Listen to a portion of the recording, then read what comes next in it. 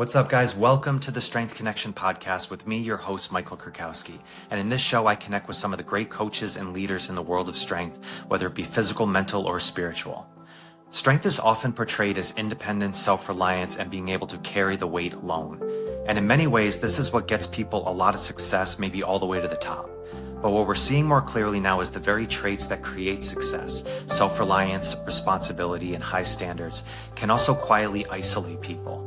Recent research shows that over half the people in leadership roles report feeling lonely, not because they're weak, but because there are fewer places to be honest, fewer peers who truly understand the weight they carry, and an identity connected to their independence that created this success on paper. Loneliness isn't just emotional, it affects decision-making, recovery, addiction risk, and long-term health, and yet it's still one of the least talked about challenges in leadership and high performance. My guest today has lived this from the inside. Nick Jonsson is a global thought leader on executive loneliness, a best-selling author, a coach, and someone who rebuilt his own life after burnout and addiction by redefining what strength actually looks like. Nick's work challenges the idea that resilience comes from pushing harder and instead points towards connection, surrender, discipline, and purpose as the real foundations of sustainable strength. Today, we talk about what happens when success outpaces connection, why leaders struggle in silence, and how strength, when viewed holistically, can become something that sustains us instead of slowly draining us. Thus, thank you so much for being here, and please do me the biggest favor, subscribe to the channel so you can catch more episodes dropped every single week. It means the absolute world to me. All right, now let's get to episode number 315 with Nick Jonsson. All right, and we are live. Welcome, everybody. Nick Jonsson, welcome to the show. Thank you so much, Michael. It's great to be with you.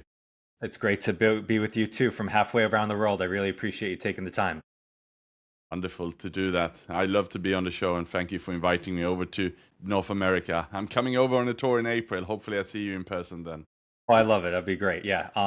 I've been really looking forward to speaking with you, Nick, specifically about the work that you do. This topic of loneliness and isolation. I think it's one I'm kind of endlessly fascinated by because I think it is known more as being a challenge, specifically amongst people you work with, people who listen to my show who are in either leadership roles or into their personal growth.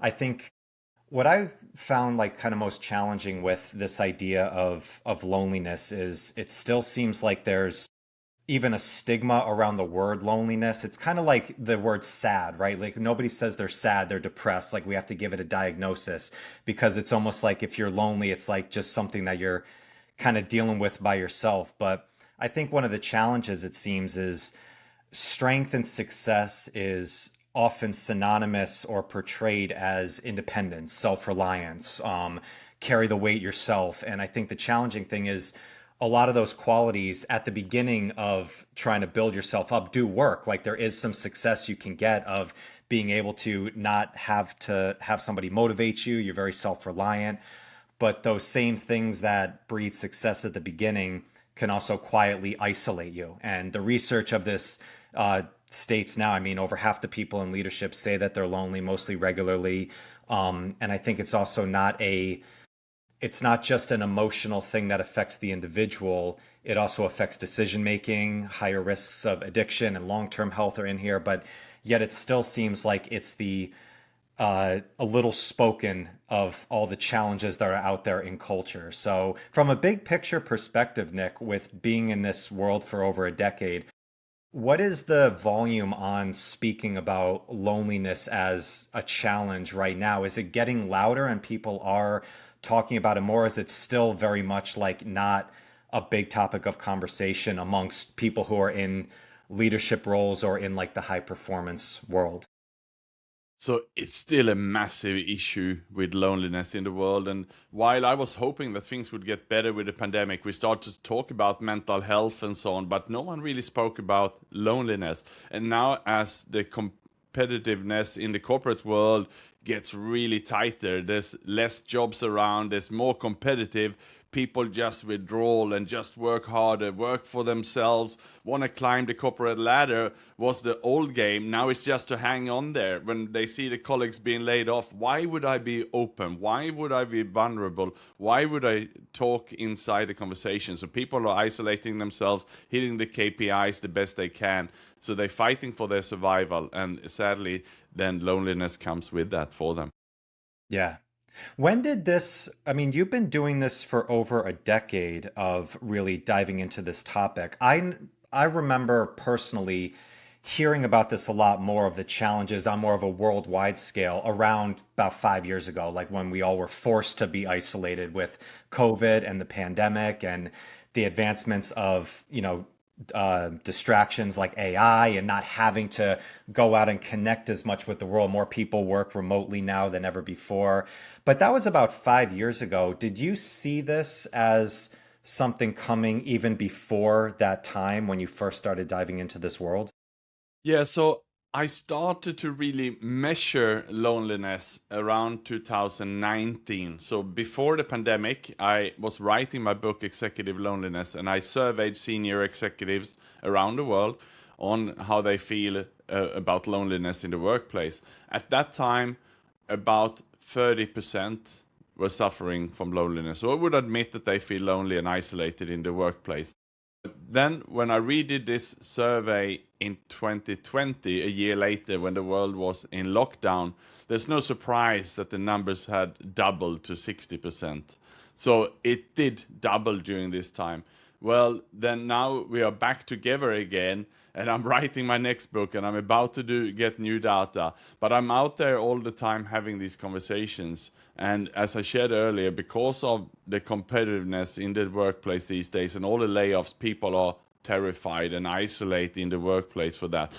Because once you see your colleagues being let go, why would you then be vulnerable and why would you open up? So there is a huge loneliness in the workplace. And also what is happening is that with less people in the senior roles, people are naturally given one extra zone or one extra region just to maintain in the workplace. Some people will agree, well, we can let go of this person, and that means that you're covering one more time zone. So people are working, I know senior executives with global roles now who are working sort of 16, 18 hours a day, and that is plus and minus, then leaps into the Saturday and the Sunday from one side of the globe as well. So they're literally working around the clock because they're taking on more roles. So companies saving money, but everyone is just stretched to the limit. And with that, then you don't have any time. You don't have any office where you socialize with your colleagues, and instead you are in global teams. But in meetings are no time. There's no time there for socializing or speaking. It's back to back for many.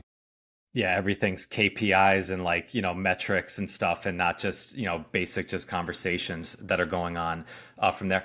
I mean, when you started getting into this, staying on the big picture of it, what are the effects that you see, like the longest levers that affect somebody when they are in this isolation feeling or feeling loneliness, especially with people who are decision makers, people who are, very good at their, performance and in their job. And as I said, like at the beginning, I think we often think like this just affects a person's like maybe own mental health, which is bad enough. But when you're responsible for other people, from either employees or, people you service, in your business or even like your family, what are the biggest impacts that happen when somebody has these long stretches of isolation and loneliness? Yeah, so the issue is that at the core, we are social animals and we need social interactions. So if someone is not getting that in the workplace, and if they're working too long hours, so they also don't have time for a healthy social life outside of their workplace, i.e. a safe place where they can actually discuss the challenges and talk through what they are, going through and the challenges they are facing, then that means that they sort of almost like white knuckling through that. They don't actually have a place where they discuss these feelings. And as you shared also, Michael, indeed, we're talking senior leaders here. Many of them are very strong and very driven and have, been driving hard for years.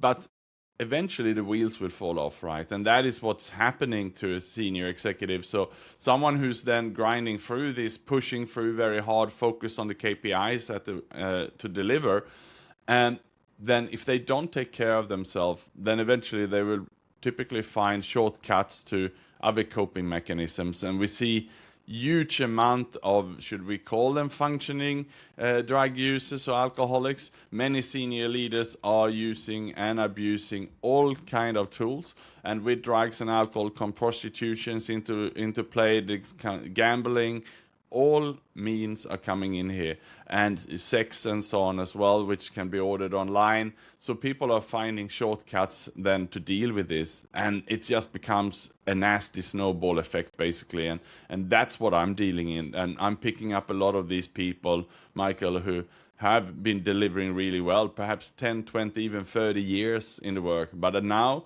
perhaps they are in the 50s, and with working harder and harder and coping less and less, eventually they're crashing too. Yeah. How did this mission start for you? Was this a personal thing that you went through in your own life, or what inspired you to want to tackle this topic and look for solutions rather than just information? Yeah, so being born in Sweden, being a socially distant Swede as we are, we're pretty quiet people, and also being an introvert on top of that, and growing up in a family where we were hardworking, but we never discussed our feelings. So naturally, I grew up not knowing how to discuss my feelings. I also didn't really know how to have difficult conversations in the office. I didn't know how to put boundaries around myself. So basically, I was working really hard to deliver on the targets, impressing the bosses, doing what they told me, but I would not be able to share if it was something that really felt uncomfortable with me. So that's what happened then. So 10 plus years ago in the corporate world, I was still getting bigger roles, bigger packages, delivering well, and I thought I was doing well. But as I look back at it now, clearly I didn't have the difficult conversations. So eventually, actually, I did burn out. And instead of talking to someone internally in the organization, instead of asking for help around this, I resigned from the job. And this was something that built up on my mind for 1 year. Basically, I wrote the resignation letter, held on to it for 1 year. Eventually, I handed it in without a conversation. And when they asked me, Nick, why are you leaving this job? What is it that you don't like? And at the time, I was a GM of a medical service company in Indonesia. They then said, we have new roles for you in Dubai. Do you want to go to the US? We are growing. We need you in the company because you are a high performer. We want you to stay. And I couldn't even answer them. I was just burnt out. I wasn't ready to a conversation. I just needed a break from that. And the issue with this is that it started with a tiny, tiny challenge and problem in the workplace that if I would have raised it, they would have fixed it, and therefore things would have probably been okay. But that is the challenge when we don't have the culture, also when we haven't created a culture of psychological safety in the workplace, and you have someone like me who wouldn't come forward unless someone asked me to discuss it, then the challenge is there. And that's what I'm seeing in many organizations and for many leaders as well. Yeah. What does I'm fascinated always with words and how we experience them, because I think a definition is one thing, but it's also a personal feeling as well. So something like burnout that you said, like feeling burnout. What was that experience like for you? Was it an apathy for what you were doing? Was it more of a hopelessness? Did it affect your physical health at all? What was that time like for you?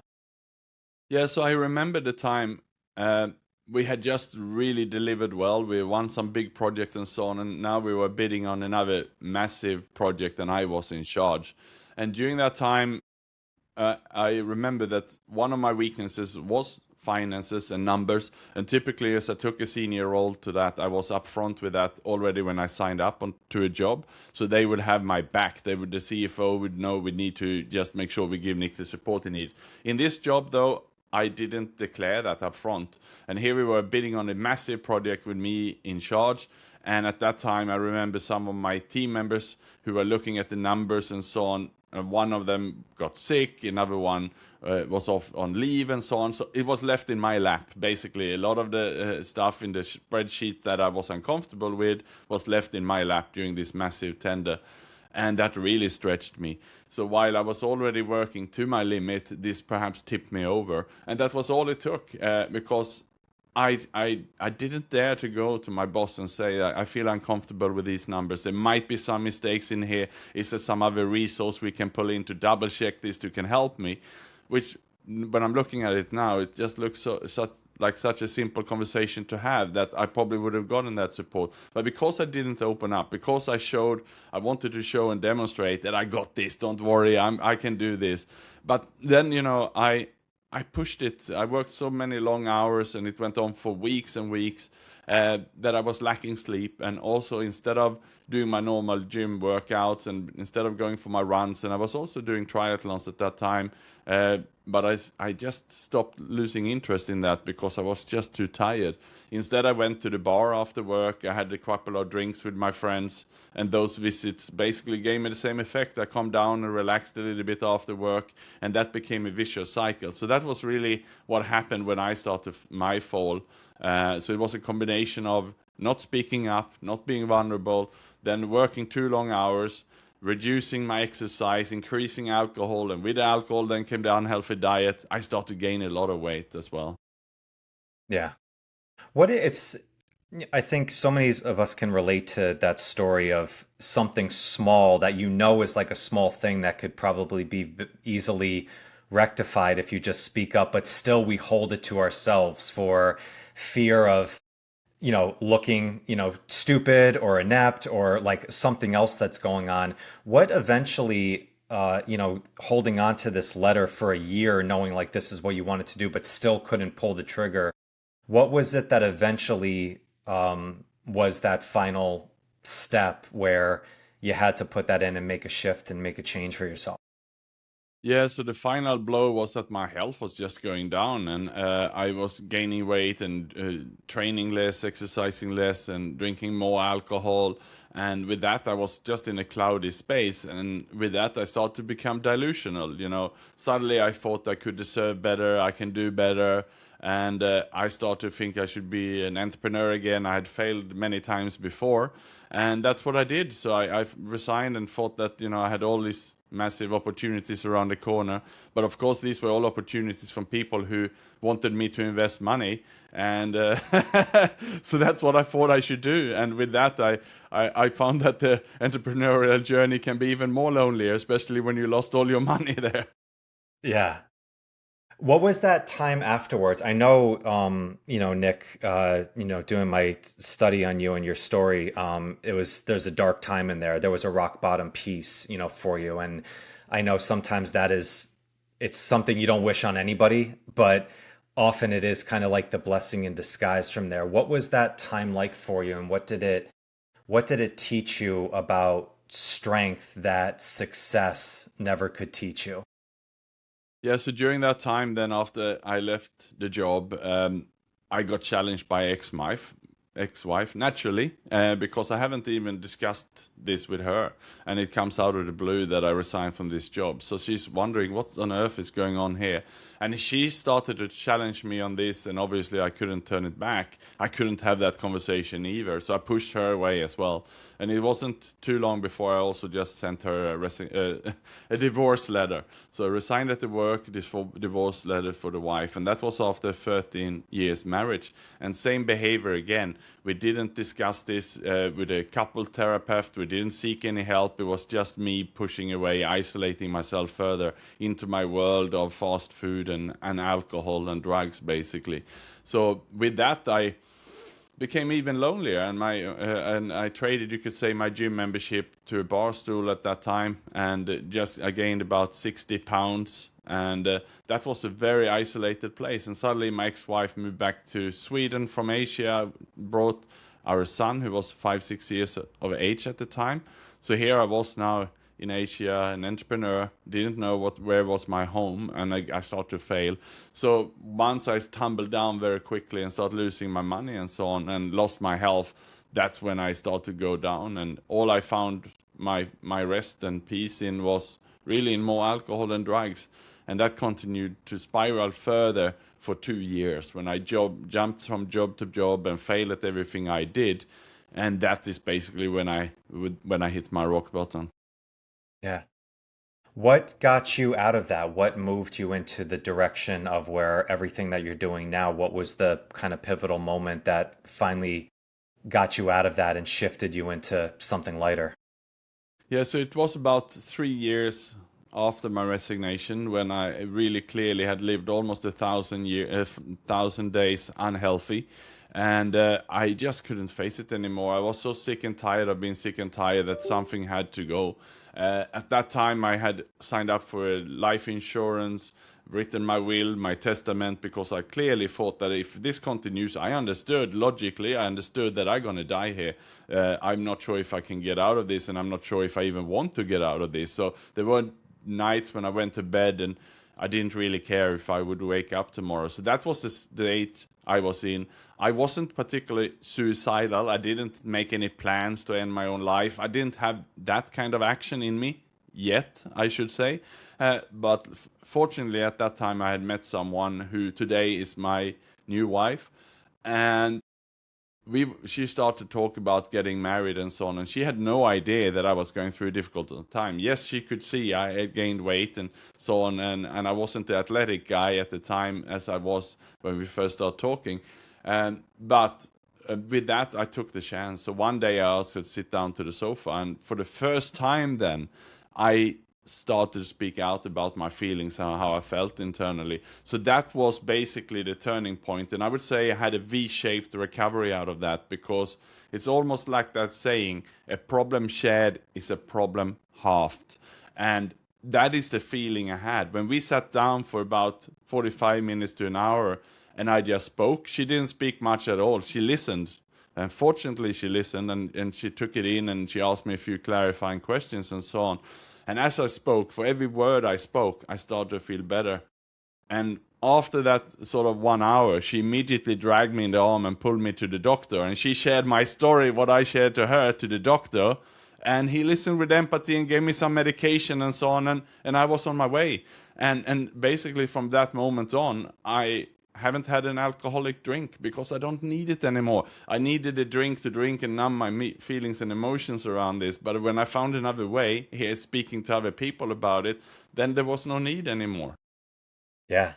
And that was, I believe, May of 2018 was that time that this happened Yes, for that's you. right. So So, it's come yeah, 7.5 years that's plus. great, man. Congratulations. What was that? So the first step was just opening up and sharing this with another one. I love that quote that you said, like, was it like a problem halved? I think that's really powerful with that. And there's an expression that we know of, Nick, where we say like, "Oh, it's a weight lifted off your shoulder." I always think that's a fascinating term because like emotions carry weight. Like when we suppress things and we hold these things in, we think that I think especially too as men, there's this almost nobility we think of like holding ourselves in. I used to call it the mask. In my own time, I was in a spot about 9 years ago when I was in my dark time of trying to get out of a space, and I would see old pictures of myself and I put this smile on. It would be like a mask, and even like old comments would be like, "Oh, you look awesome, you look great," and knowing myself like I was killing myself inside from this stuff. But it's still fascinating to me how we can put on this mask and portray out to the world that everything is fine, everything's good on paper. And if you're doing well, if you take a shower, you put on the suit, and on paper, everything looks good, we can portray out to the world everything's fine. But internally, like, eventually it's going to catch up to us. Absolutely. And I have a picture of myself a few days before I was opening up to my wife I'm married with now. When I'm sitting on a bar stool with that fake smile, and I'm looking at it now and I cannot stop laughing because it's so fake. And I call it in my book a smiling depression. So just like you, Michael, what I learned that if I just smile on pictures and to people and I say that everything is great, then no one will question you or push you much harder, right? They will not go deeper. And we are so good as humans to mask this because we are so scared to be exposed when we are in that space. And when that is actually our saving, if we are just exposed, and if we all we do is speak up, we sort of, as I share, the problem shared is a problem halved. That can start, but it is that moment, and I call it also in my book the first step, surrender. It's that surrender stage to stop that protection and start actually releasing it. Yeah, I want to get into the 5 steps here. One thing I want to ask Nick, from your book, from all the work in coaching and speaking that you've done on loneliness, what is the thing that most people misunderstand about loneliness, specifically for people who are high performers, who people who are on paper look like everything's going well? Like, what are the common misconceptions about what loneliness is and how impactful this is on somebody's life? Yeah, so I think the biggest misconception here is not understanding how important it is to address it, and we need to do this on a daily basis. And I like to compare it with physical fitness. So for us who train, and unfortunately now I do some exercise every day, even if that's on a rest day, is to go out for a walk or hike in the jungle or whatever I can do. I still move every day, or go for a swim or something. I still move every day, and that makes me feel great, and I understand that my body needs it, and I can feel a day when I don't. I like to look at loneliness in the sense of social health. So we know we are social animals, so we need there for social health also. And I believe we need it every day. And I learned this, that I must make sure that I get my social health every day. And that means for someone who's a busy executive or entrepreneur, that we need to schedule it. We need to plan for it. We need to be intentional about it. So that means if you're going to work 14, 16 hours, you got to make sure that inside that block, you also have some social health related conversations where you are vulnerable, where you are speaking and so on, you're connecting with people. It just has to be one way to find it. So what I have to do then, a busy entrepreneur these days, is I combine it. So I combine my bike ride. Don't cycle by myself then. Go with a group. Go with a swim academy, have a coffee with my swim academy after, because I might not have time to both socialize and do my swim. So you got to combine it. And for someone who's busy, it's about then really making sure that that happens. Sign up for those things, have it in the calendar, get that break. And so that is, I think people are neglecting that because they're pushing and driving hard for the targets and grinding it through, and ignoring then the social health, as I like to call it. And that's when things go wrong. Yeah. I think there's such a power too of connecting that social aspect to something that's positive too, right? I think the olden days are still there's spots where, like, if you're going out with friends, you're always going to a bar. There's always like an alcohol or food involved and stuff. But instead, like going for a bike ride in the States here, run clubs have become very big for just gatherings. Like attaching it to also something that there's a physical benefit to it as well. I think connecting those things together, like it's not just good for the spot, but I think it can also be like a branch to other avenues of connecting to other things. And the more positive of the activity that you're doing, I think the more positive it might flow into being allowed to be more open, or actually talking about the things that are challenging you as well. I think there might be a pairing to as well. What do you think of that? Yes, absolutely. And I mean, so the first is to carve out the time to do it, understand that we need social health every day, even if that's just in half an hour, ideally a little bit more. But then it's also about coming to these social settings and learning to trust some people. We don't have to open up and share our secrets to the whole group and everyone, but we can find one or two people in our running club or group who we see that we have something in common with, and we can step by step, layer by layer, getting a bit more deeper with the conversation, being a bit more vulnerable, asking some deeper questions, and then disclosing something about ourselves, so that we are also using these places as our safe spaces to share what's going on. So rather than rushing away from the office after a stressful day to a bar and just to drink to relax and not sharing anything, go to a gym or go to a club then where you meet some people, and if someone is asking you how you are, take the opportunity to share a little bit about your day, to see that rather than bottling up those feelings and emotions of stress, you can actually release it. And I believe we need to release them every day. And if we don't find them there, think about the safe space where you can release it. And there's a reason why it's called talk therapy, and that is exactly for not bottling up. Yeah. I think I'm curious. It's like with specifically with people almost like afraid to be vulnerable or speak these things out. I wonder, have you seen with especially people who are in, powers of decision making and stuff, like thinking that is it they don't feel like people will like understand what they're going through, or do they feel like if they say anything that has some vulnerability, like the floodgates are going to open up and then they're going to spill on everybody? Like, what is the challenges that you've seen from people who maybe are lonely, maybe want to have these things, but don't know what steps to take? Like, what is going on with the common individual when they're faced with the challenges like this? Yeah, I think there's a big fear around that. People think that they will not be able to keep the secrets and so on. And I believe if that's what someone has on their mind, then there's a lot of professionals. There are coaches, there are therapists who are confidential. We can have these conversations in a confidential setting, so that our anonymity will be not be disclosed. But there will also be people everywhere in the world who we can trust. We just take it step by step and open up a little bit and feel if this feels right. And that's at least what have worked for me. These days, I'm very different from the closed, introverted Swede who never shared anything about my feelings and what's going on. And I take the chance as soon as I feel something is not right to write it down, think about then who can I take this to? Who would be the best person to talk to about this challenge? And we can also take it to a group of like-minded. So in the example there of alcohol, when I finally took ownership for that alcohol had become a problem because I used it to medicate myself through the period of my dark times.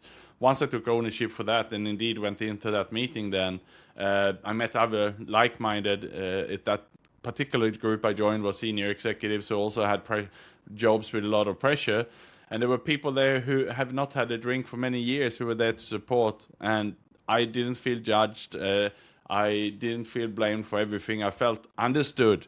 And that is what I needed at that time. And the whole world is full today of these recovery communities. There's something for everyone, everything from drugs, alcohol, sex addiction, gambling addiction. There's even now anonymous groups for private bankruptcy. It's also a group for companies if your company go bankrupt, because the stigma and shame around that. So Yeah. it's an Mhm. anonymous program around that. So there will be support for everyone.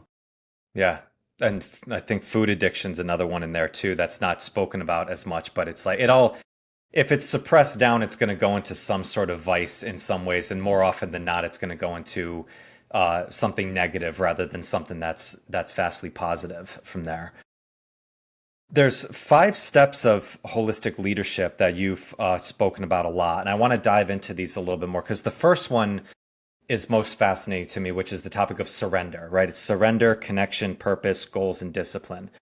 But surrender is a, again, a very interesting word to me because I've struggled with this and had a love-hate relationship with this in my life. Kind of viewing that word often as threatening. Like if I was going to let go, then you're going to lose your edge, or you're going into complacency, or it's like the things that got you to levels of success and got you some pride and some power or whatever it is, or strength. If you surrender or let go, there's almost like a stigma in your own mind about that.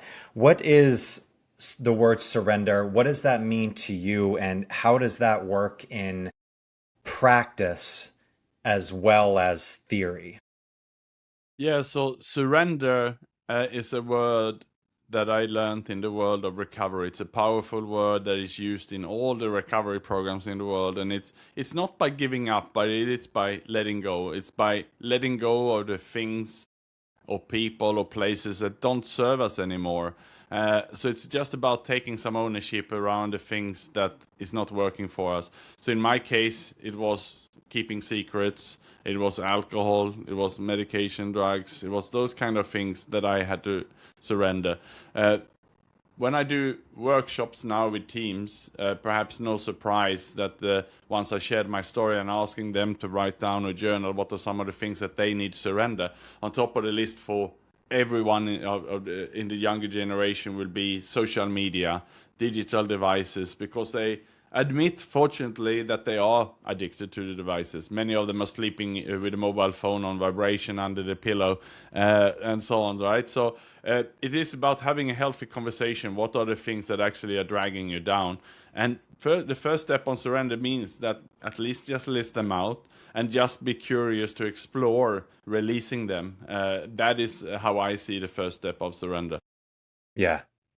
Well, I think it's powerful. You know, in pretty much every major religion too in the world, you can debate about every one, but each one, a main topic of it is letting go. And I think letting go of the things you can't control. And there's an element of faith and an element of trust in that. And when you do lean into that, whether it's metaphysical or not, like there often is that lightness of your shoulder. And I think specifically with people who are high performers, who are deep in personal growth or on the climb up of what they're aiming to do in their life, we're often more like much deeper thinkers. We overthink and think things through a lot more. And when you get so deep into your own mind, you think that you can keep control of everything as well. And if you're trying to throw all the balls up in the air, that's not juggling. That's just trying to catch every single one at one time, versus knowing how to juggle means sometimes one goes up in the air and you're holding down on another one. And that's always how I viewed surrender, at the same time of like just that aspect of letting go and kind of trusting that things are going to work out the way that they're supposed to. And it also seems like when you do that in the right way, it does open up your energy into the things that serve you more. So you actually become more efficient at the things that you want to be efficient as, just because you've lightened up the back. Absolutely, because they will take so much energy for you to engage in whatever you're, what is letting you down here. You're spending so much time and energy, perhaps money, and wasted opportunities, because it's almost like if you think about your wardrobe, if it's full, then you cannot really buy any new clothes and put in there. You got to remove something first to give space for that. So that's why I had a session online yesterday to kick off the year here, and it was about setting goals for the year and so on, and making 2026 exciting. But I had to start by asking, okay, what would you like to remove? What did you carry in 2025 that was dragging you down? What can you surrender? What can you leave behind, and so that you can move forward in a more positive and energetic way in 2026? I love that, Nick. I love that. One of my best friends, 3 years ago, asked me the question at the end of the year, what are you going to let go of? Because I was just going over everything of like, this is what I want to do, this is what I'm going to add, and kind of paused me and said that kind of same thing. And it's a life-changing thing when you really take that to heart. Going into connection as well, we talked a lot about that as throughout this podcast, but one of the things you spoke about and was measuring connection within your company or community, as well as like, because there's always KPIs, like, all your metrics and stuff, but how do you, in a group setting, measure connection the same way that you would like performance metrics? Yeah, so with connection, I look at it at three levels. First is the connection with ourselves, then it's the connection with other people, and then it's the connection with the universe or a power greater than ourselves, or whatever we want to call it. And so we got to address ourselves first. And in my case, I clearly had lost the connection with myself. I really was off the rails, and I had to address that. I had to really fix that connection with myself, and that happened after I then had surrendered, and after I started to speak up and take ownership for my stuff, then making amends and setting things right. Then I could start to respect myself again. The shame, the guilt disappeared. And I think there's something to it, saying that we need to love ourselves before we can love others. And if we cannot look ourselves in the mirror, and because we've done some stuff that we know is not right, and we don't do everything we can to set things right, then I think we're never going to be able to look ourselves in the mirror. So that was the first step that I looked at, and that's what I recommend to everyone as well, Michael. How do you think people should do that well, like connecting together? Is that like a weekly connection thing? Like is that just like you said, like scheduling time to kind of verify this and connect with others? What's a good approach to, because everybody who has never done this before and wants to do it is probably going to suck at it right off the bat, right? Like you need verification, you need help, like kind of doing this. What do you feel is the best way to kind of support each other with this common venture? Yeah, so I'm doing a lot of work with men one on one these days, and I say we cannot just be thrown into a group setting right away. It can be quite overwhelming. So when I came into the world of recovery for my alcohol addiction, I remember sitting way in the corner in the darkest spot, and I didn't say a word. I just felt overwhelmed by having all these people. I could listen, and that was already fruitful, but I couldn't speak up in there. It felt terrible. I could mention my name, but not much more. So what I do these days, I work one-on-one, typically with men, some women also, by really working them through this phase, and making the first step so they get over this first hurdle and have a better connection with themselves. Only after, when we have achieved this, is the group setting. And I run also men's group now, but I also recommend all the groups I shared today. It doesn't matter what addiction or what struggle or challenge, or if someone want to be in a group setting as a running club or whatever it is, you can work on your connection there as well with other people. So it's just about finding and mapping that out for you. But first by yourself, then in group setting, and then it's about being a little bit more open, a bit more vulnerable, a bit more trustworthy, and a bit more intentional. I say that we can prepare for a group setting almost like we would for a business meeting. We can think, okay, I'm going to come to this event today, this social setting or this running event or this group. These are the kind of people I want to meet today. These are the 2-3 things I will share about myself, and these are the questions I will ask. We can have a little sheet in our pocket with us and at least be a bit intentional and think it through. What should I do today to grow? Mhm. Is there anything specific that you look for from someone speaking first one-on-one to kind of get out before going to kind of a group setting with this? Are there specific kind of metrics that you look for to make sure that like you cover in more of like a one-on-one setting before kind of entering into a group? Yeah, so I mean, the benefit I have because is that I live this, and I'm quite trying to be a bit vulnerable first with anyone I speak with to build a rapport. People feel safe when they are with someone who's been there before. So if someone is going through burnout or addiction now, I was there 10 years ago, and I'm still alive. I'm still here today. So that's some proof that I managed to go through it, and that is what they want to see and hear first. So I think the worst we can do is put them on the spot and asking them some difficult question right away. They will run away. So typically I share a little bit for even for 5 minutes in a conversation about what I've done, and then I'm asking them some open questions so I can relate to them and so on. So the first hour I have one-on-one with someone is almost just to build that rapport and so on. But then it is to leave the floor open and ask them some questions. So share, what are you going through? What are your challenges today? And just for them to vent. And many times that will be the first time when perhaps, just like my wife now was my guardian angel who I opened up to, I have done that with many men. And I know for a fact over the last few years that I received over 20 messages from men who say that they are alive today because they had the chance to share with me, because they were going down the path of thinking about ending their own life. And I received my last thank you note actually on Christmas from one man who sent a very emotional note saying thank you for giving me that safe space and for speaking that out. And he, just like I'm thinking when I'm looking back at it, he cannot understand how his brain could talk him down the path, and I understand where he was. He's now 3 years on the other side of that, and it's almost like he's looking at an external event back to that. Yeah. And it's like it's so beautiful to hear something like that. At the same time, it's so tough to hear that because you realize how many people are so close to breaking like that. And fortunately for these people, they found you and could connect with it. But it's it is amazing, like just a little bit of like that opening of just sharing. And I think sometimes too, it's like you don't.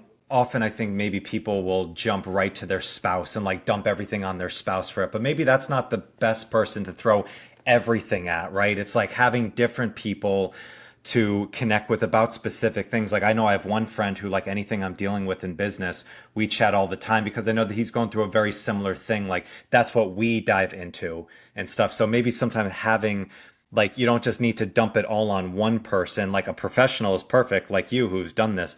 But like if you're looking for just a social group as well, not everybody needs to be all things for you at times. Maybe you can spread this out a little bit at the same time. Yes, absolutely, and definitely we are fully aligned here, Michael. And the recommendation is not to any of the listeners to go and dump everything in the spouse lap. That was just it was just fortunate that she was the right person at the right Yes. time for me. Many times that could have been gone badly wrong. She could have left right away and never seen me again, and I might not have been on the show today. The fact that she indeed took me to the doctor, and actually right after the doctor, she also dragged me over to a friend of mine from LA who'd been through something similar a few years earlier, who had gone through it, and I got the help I needed, and from that I was in the recovery program. So it went full circle for me in a positive way. But indeed, most of the people I'm talking with today is first have this one-on-one conversation with me, and then we map out what are the challenges they have. If it is eating disorder or sex addiction or whatever it is, I can join them as a sponsor, come in on the first session with them. And these meetings are happening online around the world every hour. So it's just about mapping out what are the challenges this unique person is facing, and then find that safe space for that person. And there you can have the connection with others. And only after you have the connection with others, I say, now let's also look about the universe. You know, it's about, for many entrepreneurs who are successful senior leaders, it's about deflating the ego, perhaps. Just to admit that perhaps we are part of something bigger, that we are a pretty small human being at the end of the day, and there's something bigger out there. If we can just accept that, that will also help us. I love it. Yeah. All right, we've got three more I want to make sure that we cover. So purpose. A purpose, I think it's often talked about in such an abstract based way. How do you help with people and leaders reconnect with purpose in a kind of grounded, non-cliche way? Yeah, so I say that we can have many purposes in our life, and for most people I work with, they have made work or their purpose, and they're good at that. I said, no need to give up on that. We just need some other purposes, some meaning in your life. So what I do then is map out, you know, what are the things that really gives you positive energy and so on. And I worked with John Mattone, who was the coach of Steve Jobs his last year before he passed away. And I have all those tools, and I go through that journey myself. And it's by looking back already at your childhood, what were your hobbies, what were your passions, and digging these out and be curious with them, having conversations with any one of your relatives who are still alive, who saw you as a child, as a teenager, and so on, perhaps before you touched drugs, alcohol, before you went into working too much, and digging these out of the closet and engaging those activities again, and then mapping out some of those purposes and doing more of those activities that give you that positive energy. And it must include giving back to others as well. That's basically how I work with leaders on purpose. Of that. Yeah. I think we often mistake purpose for goals. Where it's like, specifically if you start getting into something and you see some success with it and you're serving some people, like, oh, my purpose is to drive XYZ and stuff. But I'm glad that you talked about that of purpose. There's a deeper connection to that. From it encompasses things that you love, like hobbies. It's also service to others. But I think that's a really powerful frame that you worked with there, Nick. With goals is, I think, a little bit more familiar territory for people. But when we're talking about doing it not from ego or validation, where it's not like an isolated type thing with goals, how do you approach kind of focusing on goals in this kind of next venture and next stage of your life? Yeah, so most of the people I work with, mainly men, then have been very good at goal setting KPIs for the business, hitting them, and sort of gamify the workplace, and done that. And it even has the vision, the mission, the purpose, everything is there. Now I say, great, you know how to do that. You've done this 10, 20, 30 years. Now let's bring that across to your personal life as well. And then the way I look at it is that the wheel of life, all the 8 areas of our life where we have not only business and career, that's only one part of your life, representing then 1/8, which is 12.5%. Then it's also at looking at finances, health, family and friends, romance, personal growth, fun and recreation, and physical environment. So if you look at life like that, and then set goals for all those 8 areas of your life, and then track and measure that, then you have that life balance there. So that is what I do for myself, and I have about 67 goals as of now across those areas, and I look at these on a daily, weekly basis, making sure that I'm on track. And because if we don't have a goal for our romance, for example, 20 years into a marriage, we're naturally going to start taking it for granted, and before we know it, the partner might have found someone else around our back, right? So it's in all our interest to look at these goals. Yeah. How do you approach that with, I mean, with, 67 goals in there, it's difficult, I'm sure, to be on track with each one of them all at the same time. How do you approach like making objectives towards one that maybe have fallen a little bit off the wayside, or managing through each one without also putting own self pressure on that to like over stimulate yourself and try and push outcomes faster than they really need to be? Yeah, so it's about progress over perfection there, and it's my roadmap and guidelines, and there's nothing such as a failed goal. It just means that we can, renegotiate the deadline and timeline and things change and so on. But at least once I've gone through this, and just by talking about those with my coach, setting them down, having them written, review them, and so on, I have them in my head now because of that, right? So when I go to bed and when I wake up, I have the clarity. I know what I'm going to do. I know what I'm excited about. And for someone who struggled with alcoholism and drugs and so on, I need to make sure that my goals are so exciting across all the areas of my life. They are more exciting than going and have a beer for me, so that I don't relapse. So I don't believe in white knuckling ourselves through whatever vices or challenges we have removed from our life. I believe making the life so interesting and so much fun, so meaningful. And that is why you even have fun and recreation as one part in there. I work with so many senior leaders, and when we spend a full hour on what would be fun for you in 2026, what would you love to do this year that you had on your bucket list for 20 years but didn't happen, and they start pouring out things. People will say, oh, I always wanted to be at the Wimbledon final. I want to go to Melbourne to see a Grand Prix. I want to go and ski in Aspen, and all these kind of things that they talk about. But actually putting that down into a goal, having a commitment to do it, then before you know it, you get that selfie, from them sitting at the Wimbledon final with a big smile.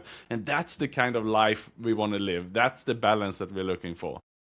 I love that. Yeah. Well, because if you want to get rid of something, an addiction or a bad habit or something like that, you need to figure out a solution and something that's going to replace that in an exciting and more positive way. Otherwise, it's just a void that you're just trying to white knuckle through, as you mentioned right there. Last one here that I want to dive into, which is discipline, which is another one of those words, Nick, that I think there's a yin and yang to it. There's such positive because discipline can either heal you or it can also harm you. How do you distinguish between healthy discipline and destructive self pressure of going too far? Yeah, so first of all, when it comes to discipline, I love all the kind of books like Atomic Habits and so on. It's about breaking it down, small bits and pieces. But then also I really believe in accountability partners. So if we're talking about running and you want to run a marathon, yes, join one of the running clubs and have them as your accountability, because naturally, if we put the alarm at 5 a.m. to go for a run, it's not so easy sometimes in the dark by ourselves. But if we belong to a club, then it's easier. So make it fun, make it interesting, and the right accountability. I'm writing my second book this year, and I have a good friend of mine, another speaker, who's also writing his book, and we made each other our accountability partners. We basically set notes, we set deadlines.